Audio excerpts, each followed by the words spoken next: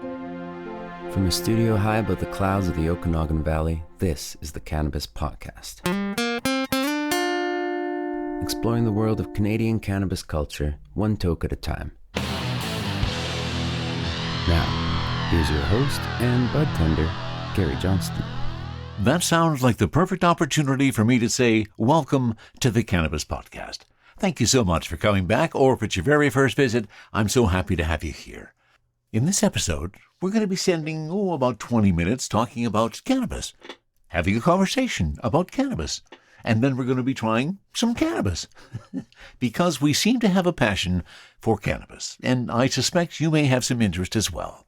Now, before we get too much further, let me remind you, this podcast is intended for those of legal consumption age in your jurisdiction, and is intended purely for entertainment and perhaps educational purposes. You should always consume your cannabis responsibly. And today, we are going to introduce you to Bilal Clouse. He is the founder, along with his partner, of Buds and Bridges. It's an organization designed to help cannabis companies get stuff done. It's a great conversation. And then we're going to share one relevant piece of data from listener Tony to our new Prime Minister, Mark Carney. And on Cultivar Corner, brought to you by Up and Smoke, it's Earthwolf Farms Northern Apple Jaxx Live Rosin. Tasty. All of that and more on episode 200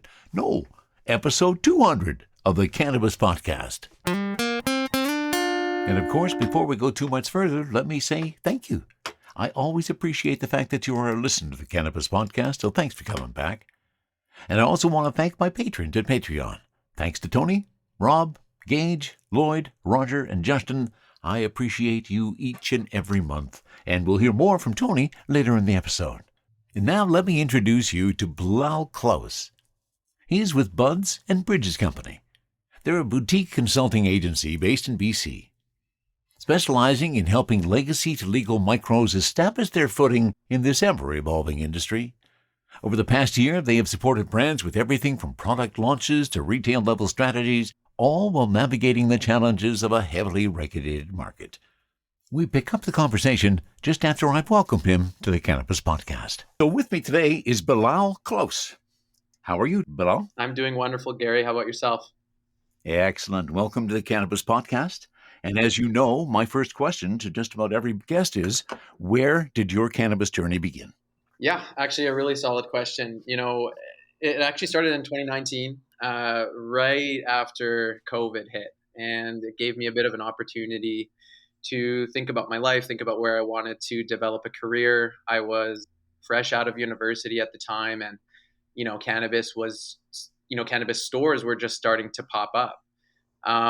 It was kind of funny because I ended up going through all the certifications. I was in Ontario at the time, and I ended up securing a job at a cannabis store in downtown Ottawa for a bud tender. That only lasted for 2 weeks because quickly after, the entire province got shut down for quarantine. And it gave me a lot more time to really think about how I wanted to continue to develop my career in cannabis. I guess I got blessed with a really nice Indeed listing from Inspired Cannabis at the time. They were opening up a new store. And I ended up managing to talk my way into opening and managing the store for them. So I had the opportunity to hire and train my own team, develop retail strategies. From there, pretty quickly, due to location, not only me, but the store performed really well. And I convinced the company to ship me out to Abbotsford in British Columbia, which was one of my sort of dream provinces to go move out to. I opened up a store for them in Abbotsford. We saw another really great successful store, and I sort of became the go-to guy to help with store opens. After doing that for about 2 years with Inspired, I ended up transitioning into territory management, where I was once again just very lucky to have gotten into an interview with Avant Brands. And so I managed and represented Black Market, Tenzo, Flower, Tree Hugger, some really good quality product for another 2 years after that. And I guess towards the end, I started to see some gaps in the market in terms of marketing, in terms of, sales strategies and kind of trying to go against the grain of conventional sales techniques. within the cannabis industry. And that's how we got here today to Buds and Bridges and launching this whole new startup. That is amazing, and I think what I'm most amazed with is all that you packed in to that time. I move quick, Gary. And that was quite amazing. So what is Buds and Bridges? What is give me the high level, and then we'll get into the details. Sure. Yeah. High level, I think we like to consider ourselves, we're coining terms here. The cannabis industry is free. We're in a new space. It's the wild, wild west of business at this point. And we like to say that Buds and Bridges is a hybrid consulting agency. We're not really focusing in on one type of client, and I'm using air quotations here. Um, Really, what we want to do is be an asset to any party involved within the cannabis industry. At this time right now, we're seeing a great deal of our focus be on legacy to legal micros, really just walking them through the steps on how to navigate this new space, especially coming from a legacy market that was unregulated entirely. Going through the hoops and talking to the government and hitting these roadblocks along the way. Our goal is to take that on so that they can focus on what they love to do, the reason why they're doing this, which is growing quality product. And that's been a really successful initiative for us so far. Excellent. So give me a sense of what you would do to help one of those micros Of course, come to the legal world. of course, of course. So, we basically have, I mean, due to the beautiful industry, the network is vast, right? And once you really get ingrained into it, you have a lot of people that you can reach out to, and you have a lot of people that are always looking out for you. So I always have to give thanks to the wonderful cannabis community here in British Columbia that's looked out for us, that's looked out for me, and given me tips and direction when I was in need. But usually it would go something like this. We would get a line that there's a micro who's potentially looking at exploring recreational sales, or someone just got their license for cultivation or micro processing. We would, explore if the products aligned well with our existing portfolio. Because another thing that's big for us is making sure that we're not cannibalizing ourselves by offering too much of the same type of product or the same category of consumption of product, if that makes sense. But we would try and reach out to these owners, we try and reach out to these new companies and just ask them if they needed any help specifically with product registration, product sales. You know, to sell cannabis in this industry right now, it's very saturated. And so you need a pretty aggressive sales force to make sure that you're standing out against a lot of the other brands that are in market that have budget. And so we just pop up and we're like, hey man, we're not coming at you with a price. We're not coming at you with, you need to meet us here or we're not going to work with you. It's about long-term growth, and it's about approaching these micros or these LPs with solutions to the problems that we're having. So we like to approach it first from a consulting standpoint, almost, I'd say. And then once we get aligned and see that we can potentially work with each other, we basically handle everything. So if they want to register a product for direct delivery, we will go through those communications with BCLDB. If they want to register products, at least before the March 12th update for Health Canada rules and regulations, we would take them through the NNCP, which is the Notice of New Cannabis Product submissions. We would submit products for them to the BCLDB for BC Cannabis Wholesale that allows all 500 retailers in BC to order from. And we also would launch a sales force in the territory in British Columbia where myself and team members and my partner, Matt, who started this with me, would go into retail stores, educate consumers, educate bud tenders, educate managers on sort of why these products are special, how to move through them. We would do product knowledge sessions. We would do in-store activations, commonly referred to as pop-ups in the industry, and just start to develop a community, really not only around Buds and Bridges, but around the brands that we represent, because, it's really turning into family. Yeah, yeah, and the cannabis industry is one that likes to envision that the people that we have working with us is we all have the same ideas and we're all kind of connected to the same thing. So give me a sense of how you work through those processes. Absolutely. I mean, at this point, we've seen some steady growth, even though we're very new. I think our approach is really authentic. So we're kind of like by the people for the people kind of situation. We having had been blessed to work our way up through cannabis retail really gave us a lot of exposure on not only the issues that retailers deal with on a day to day, but then obviously shifting into territory management, we got to see what some of these larger LPs deal with, what these micros deal with. So, the bridges part of Buds and Bridges is really about that connectivity. It's about, we work through unveiling some of the ways that this industry works on the back end. So we're very open, we're very transparent, and that's really just been the strategy. Is like go in, be authentic. So the day to day kind of just looks like waking up, hitting a bunch of stores, engaging with the community. We're starting to make a lot of content on social media because we believe that cannabis should be shared. There should be an element of fun to this. I mean, this is us proving all of our high school teachers wrong right now, right? So that's we're happy and we want to show how much fun we do it, and we take the job seriously, but you have to have fun while you're doing it. And that's the part that I have always had a problem with the Health Canada regulations about you can't have anything fun associated with cannabis. So how are you working around those? To be transparent with you, Gary, we're not working around it, we're working through it. We're definitely more of an ask for forgiveness than ask for permission kind of group. And it's not about towing the line of doing anything, illegal or really pushing those boundaries that way. But um, yeah, it's interesting. For us, it's about community engagement. They can ban the Instagram account. They can, tell us that we can't say certain things, and we'll just shift into a different strategy completely. But a part of that community building that we've been doing is obviously risky to an extent, but it's more beneficial to try and be some of those. I wouldn't want to use the term innovators, but boundary pushers. We walk the line a little bit, and so far it's been good, but we're still in our infancy stage, so we don't know what's going to happen. And you're absolutely right. Authenticity Yeah. is the key to whatever you do. So I'm glad to hear that. What kind of response have you been getting from some of the people you've been dealing with? Generally very positive.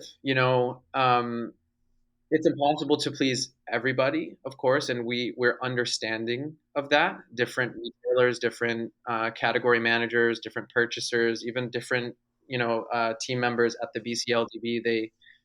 There's different approaches. There's different personalities almost that they tend to mesh better with. But overall, I'd say that the story of the two store managers that got tired of these corporate sales techniques being used in stores, and with sell sheets and promises of discounts and buybacks and pizza parties, it's nice, but it's not.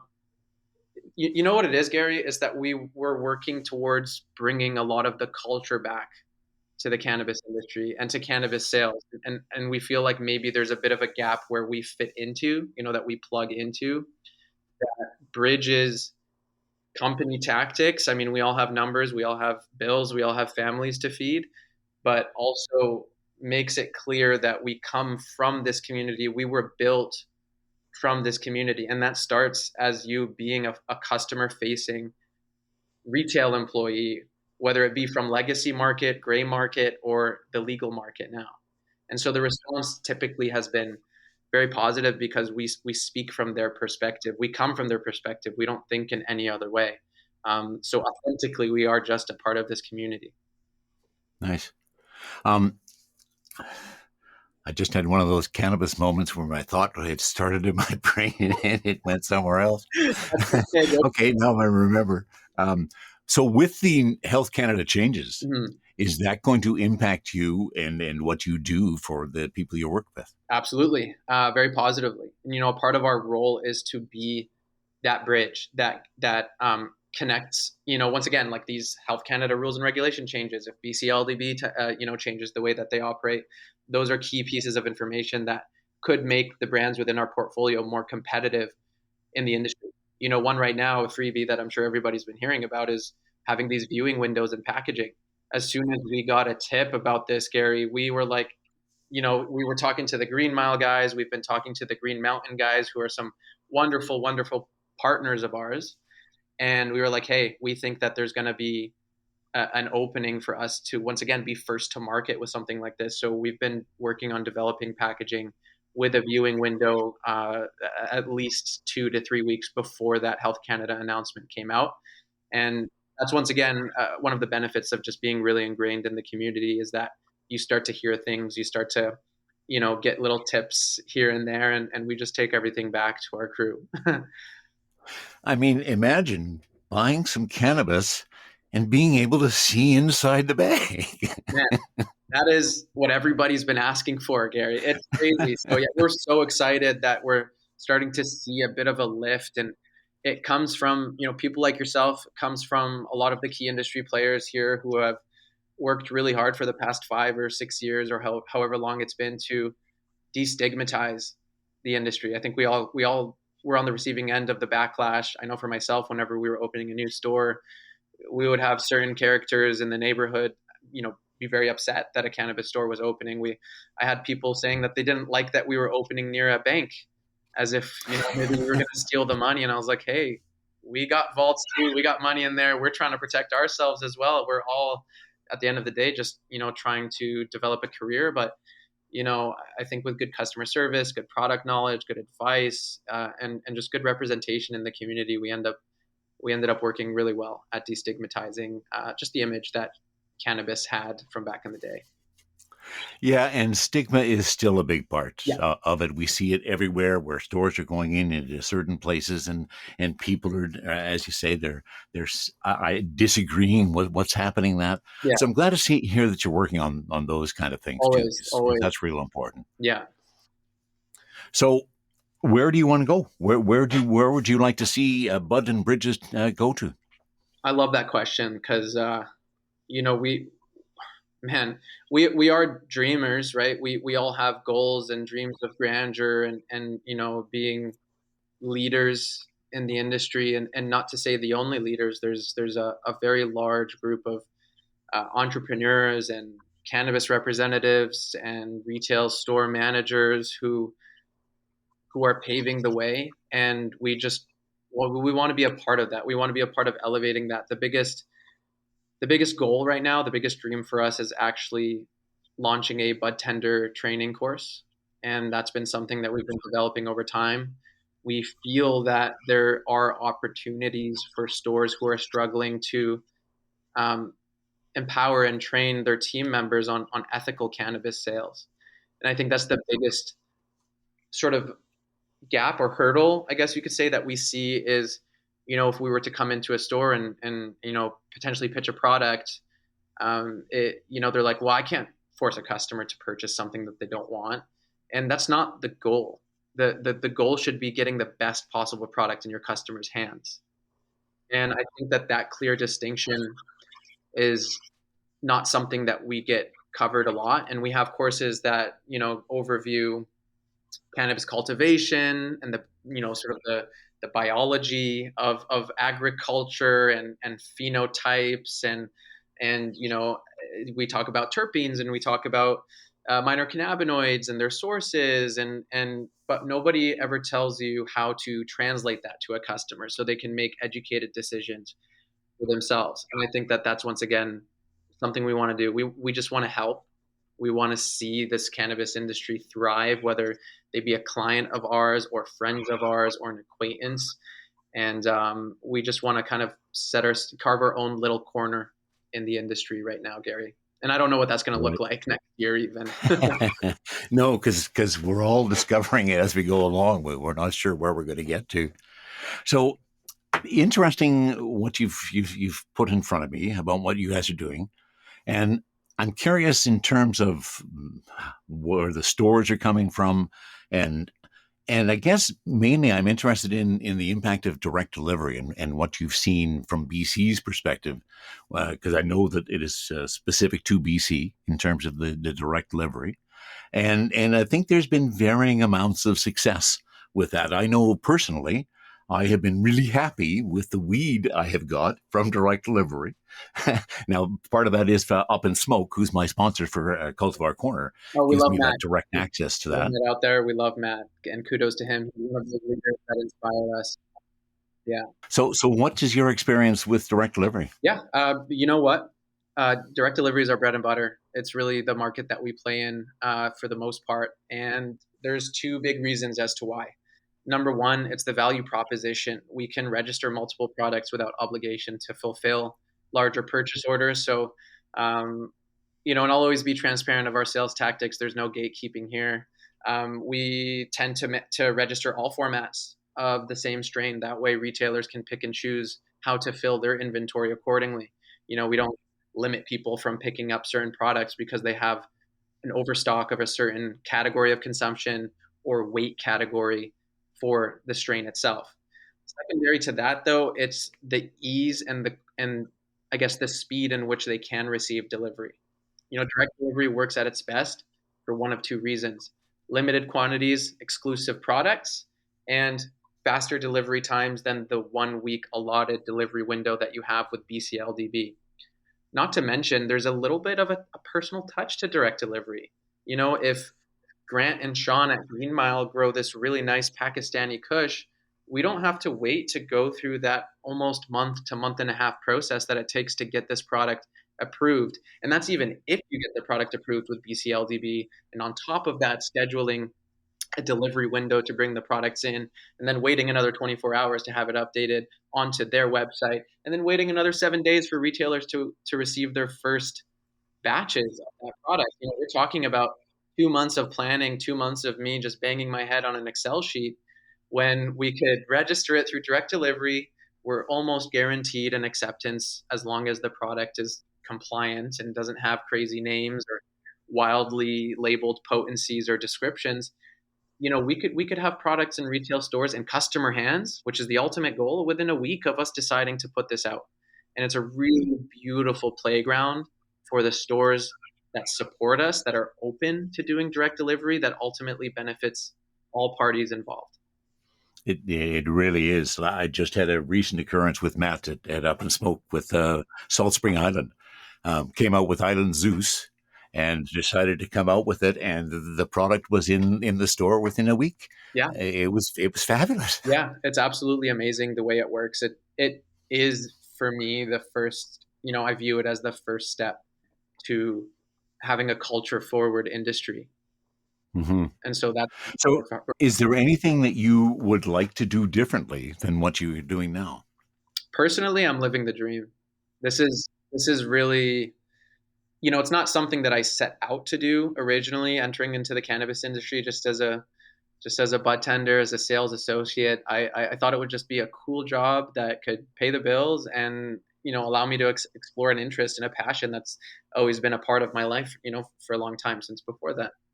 Um, and as I started to see all of these parts, the biggest thing is that you feel like you're a part of a movement, especially in those early days. And honestly, we're still in those early days. And I constantly have this awareness that I need to take mental note, mental pictures of the situations that we're going through, which are just ever changing on a day to day, because it's not going to be like this in 10 years, man. And these are going to be those memories where, um, you see other reps in the territory, you see bud tenders, you see people who have a lot of potential, and you might look at them in 10 years and be like, well, we came up together. Remember when direct delivery was a thing? Remember when we were dealing with these Health Canada changes? Remember when you couldn't have uh, viewing windows? Even that's such a massive change for us, right? So I don't see myself doing anything. This is definitely my forever home. It's my forever community, and I just hope to develop this business and the network that we've been building with Buds and Bridges, and just take that to the moon, man.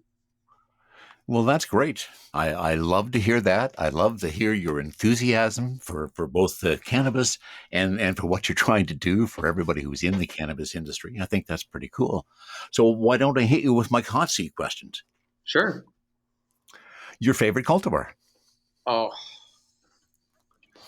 How, how long do you have? How much time do you have? This could be a very long-winded or a short-winded answer. I'm gonna go with my gut and say that cherry pie is probably one of my favorite cultivars, one of my favorite strains that I've seen on the market. And I'll do a little shout out to a brand that I haven't seen in BC, Muskoka Grown, out in Ontario. They did a cherry pie about 5 years ago that changed the way that I viewed craft cannabis. Oh, And wow. I think for me, I do have to put a little bit of a spotlight on that strain, but also the growers, because as you know, we have a lot of pink cushes in the market. It doesn't mean that they're all the best. That's right. Or definitely plays a huge role in how that quality comes out. But yeah, cherry pie, 100%. Okay. Cherry pie. Wonderful. Joints or vape? Ooh, vape as in concentrate or dry herb vape? You choose. I'll go with joints. I grew up rolling joints. It was a big part of even my social group on who could roll the best joints. So I think that it's a part of the culture that shouldn't be lost. So joints all day. Okay. Well, you and I share something in common, as I was the guy who was rolling the joints for everybody who had weed. So I Absolutely. get that. I was there. Your favorite munchie? Ooh, you know what? I gotta remember the name. It's Doritos sweet chili heat. Oh, nice. Yeah, Okay, really excellent. nice. And the final question, edibles or flower? Flour all day. Flower all day. Yeah. Yeah, I'm the same way, so I appreciate that too. I'm scared of edibles, Gary. They last way too long. I like to puff. I like to dose. Well, see, and I'm not scared of edibles because they don't last way too long because they don't affect me. So I have a completely different opinion of the There. edibles. So That's I'm glad to hear yours. Well, thanks for sharing the story with me, Bilal. Really enjoyed what you guys are doing, and I'd like to keep in contact with you as you continue to develop stuff. And let's get some updates. Thank you, Gary. I appreciate that. Yeah, happy to come on board anytime. Excellent. Well, thank you very much. You enjoy the rest of your day. You as well. Take care. Thanks for having me. From the Cannabis Infused studio in the clouds, this is the Cannabis Podcast. Well, I think we are heading into an election. If I am correct, probably today it was announced that we are heading into an election sometime in April. So I thought this was pretty appropriate. Tony, who is a listener, of course, and one of my patrons at Patreon, he is on a world tour, traveling all over the world, stopping in different places to try different things, but he's keeping in contact with us. And he sent this to me as his message to our new Prime Minister, Mark Carney. And so I'd like to share it with you. As of this writing, I'm in Nakuru, Kenya, on my way to Nairobi. With the new Prime Minister, Mark Carney, being sworn in, I wanted to share an email I wrote to him with you. Dear Mr. Prime Minister, congratulations on being Canada's 24th Prime Minister. I'm hoping you'll work for all Canadians in the coming months to improve our country. I wanted to write to you to express a concern I have regarding the cannabis industry. Your predecessor, Mr. Trudeau, made the groundbreaking decision to legalize cannabis, to which millions of Canadians are grateful for. It's opened up a medicine for those who needed it and created a new industry to provide jobs and revenue, thus growing our economy. However, this has not been without its challenges. Notably, the high amount of taxes paid by licensed producers, LPs. The current tax rate has handicapped LPs from making a profit. This in turn keeps prices high for the consumer and stagnates hiring, preventing new career opportunities for Canadians. Concerningly, this has allowed the legacy market to continue operating and even thriving. A key reason for legalizing cannabis was to reduce or eliminate the legacy market. Mr. Prime Minister, I feel it's time to revisit the Cannabis Act and enable the reduction of taxes applied to legal LPs. I still feel taxation on cannabis is a vital revenue source, but it should be in line with alcohol and tobacco. Fair taxation would benefit both LPs and consumers in the cannabis industry. Looking forward to your future term in Parliament. Sincerely, Tony. And I thought that was a great letter, and I would encourage everybody to write a similar letter, and thank you, Tony, for sharing that with us. It's a point we needed to make. THC, CBD, terpene profiles, what's in me? Oh, please explain to me. Cultivar Corner, Cultivar Corner, oh yeah. Cultivar Corner, please explain this stuff to me. Welcome to Cultivar Corner, brought to you by Up and Smoke at 258 West Broadway in Vancouver, and online at itsupandsmoke.com. If you are 19 years of age or older and a resident of BC, you can order and have it sent to you. Wonderful. And on Cultivar Corner today, we're trying out some Earthwolf Farms Northern Apple Jaxx Live Rosin. Delicious. I can't wait to get into it. So this is Northern Apple Jaxx Live Rosin. Oh, sweet, sweet, sweet. I just love the way that this works. And I don't have a joint to share. I only have my Puffco Proxy is what I'm going to use this with. And I'm going to put some Apple Jaxx right into there. Okay, so let me look at the components of this first of all. The Apple Jaxx Live Rosin. And of course, the live rosin comes from being pressed and heat. And it is a gorgeous golden color. If I look at it under my jeweler's loupe, we'll take some of the details of what we see here. And oh my, that is such a beautiful color. Oh, just a dark, amber, light gold color, which just makes you think that this is going to taste really well, and it's going to have a very good effect, and it's just beautiful. I love it. It is a full load, so I got a gram of the Northern Apple Jaxx, and this one actually came from Mendo, but I picked it up, and now we are going to test it to see what kind of goods this has. So we'll take about a little bit more than I normally would so that I can feel it. And we're going to put that into my Puffco Proxy.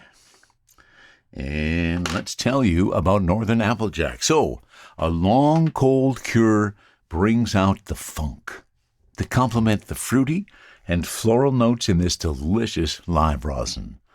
With an amber appearance and wet battery consistency, this is sure to delight. Northern Apple Jaxx, which is Apple Jaxx plus Northern Lights plus G13, produces massive trichomes with those 73 to 219 microns in size pressed to make this live rosin. My THC, 71.6%. My terpenes are sitting at 6.0% on the terpenes. And what do I have inside my terpenes here? My total terps, 5.5 on my package. Beta-myrcene, 2.58. Beta-caryophyllene, 1.23. And alpha-humulene, 0.31. A tasty little trichomes. And now let's have a first taste of the Apple Jaxx Live Resin. No, not resin. Rosin. Northern Apple Jaxx Live Rosin.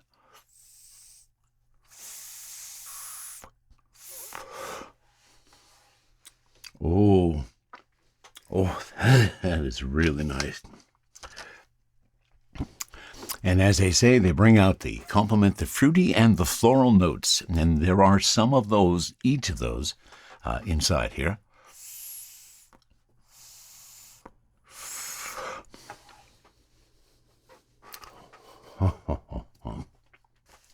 When we are doing the Puffco Proxy, and it has a bit of, what can I say? It hits pretty hard as you're coming into it, because we want to get up to speed and get the right temperature so that we're feeling that. And now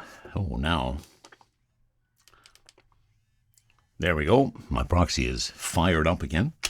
We'll get it ready for the next round and let you know. So beta-myrcene, beta-caryophyllene, and alpha-humulene.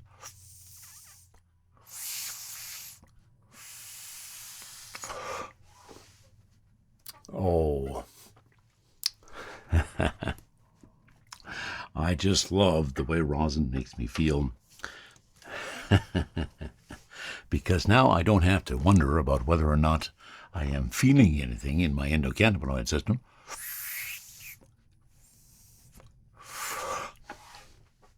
Oh, and such pure flavor.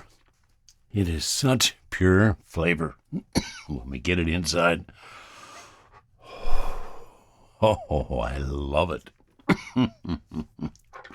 And the amber color is just beautiful, especially when I put that up in my jeweler's loop and I can see the crystal clear in the amber.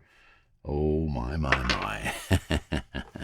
I wish I was involved in preparing the rosin because I'd like to see how it's created, but I'll accept the fact that I can't see that and just accept the fact that I really like live rosin.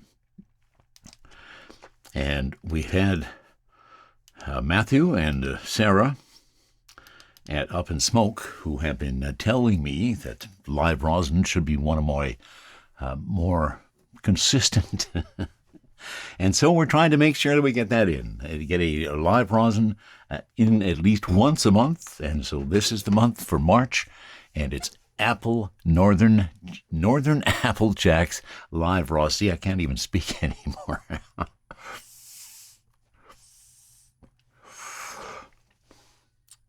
Oh, that is so sweet.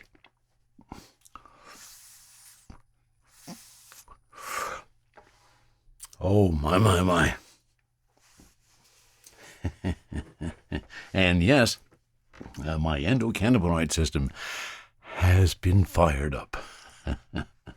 And I can feel my happy eyes. They are there.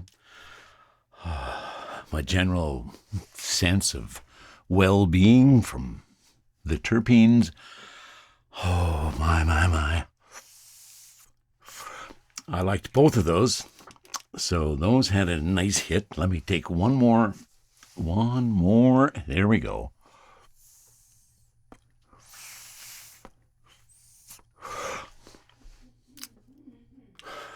And yes, I do not need any more. Oh, wow. I'm always amazed at the live rosin, at how it hits, and it hits so consistently. And now let me remind you that Cultivar Corner is brought to you by Up in Smoke at 258 West Broadway in Vancouver and online at itsupandsmoke.com. Check them out today. If you're 19 years of age or older and you live in BC, you can order something up and have it sent to you. And it could even be the Northern Apple Jaxx live rosin. I don't know. But I do know that I am enjoying this live rosin. Oh, my. My endocannabinoid system has been pushed to the brink. And I am feeling some pretty nice feelings today. My total CBG is 4.7. My total CBN, 0.3. And my total THCV, 0.5. All you need to know is that I'm enjoying the Northern Apple Jaxx live rosin. And the folks at Earthwolf Farms are still making some pretty good rosin, and it's worth a kick. Oh my. And I'm not going to try to pretend anymore. I have achieved nirvana, and I've achieved my goal. And then when I come back a little bit, after putting it down for a little while, it still continues to build and build and build. Oh, wow. I'm liking this. I am liking the extent of what the Northern Apple Jaxx live rosin can do. I think this is going to be one fine day. Sharing stories about good weed while trying good weed. This is the Cannabis Podcast. It never ceases to amaze me how we get to the end of another episode very quickly, before we even realize it. We've done it once again. Thank you so much for being a listener. I truly appreciate the fact that you're here for the Cannabis Podcast. And I also want to remind you that if you ever have a comment about anything you hear on the show, please send it out to info@cannabispodcast.com. And remember, you can always go to buymeacoffee.com/cannabispodcast. If you like what you hear and you feel so inclined, you can buy me a doobie. And now, let's get back to our world's worst dad jokes. Now, let's get back to the world's worst dad jokes. Why are ghosts bad liars? Because you can see right through them. Now that's a pretty good one. I like that. What do you call a funny mountain? Hilarious. And just one more card. I won't subject you to more. What kind of award did the dentist receive after smoking cannabis? A little plaque. And how do you fix a cracked pumpkin? With a pumpkin patch. I thought that was obvious. And that's it from the guy in the clouds for episode 200 of the Cannabis Podcast. From the cannabis-infused studio, high above the Okanagan Valley, this was the Cannabis Podcast.